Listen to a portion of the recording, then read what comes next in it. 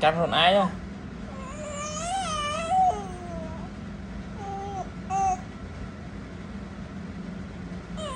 Cắn hồn ai mong hồn ai á không sai. Ai chăng cho. Má mặt mầm thì. Hả? Nó không mơ tôi xa tiết. À má mặt mầm tới lì cái can áo ấy.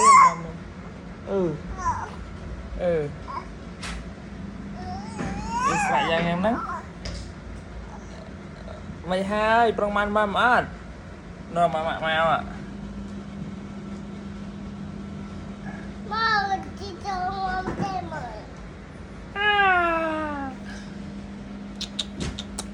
Trời mèo ăn một mục sao mũi con anh nhắm mũi mới ôi con biết trời mèo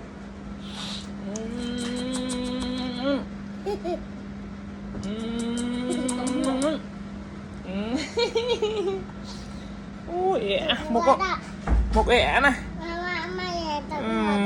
mà cái lì cũng ngọt không ẻ này đôi con dâu mà ta ngoài cái ru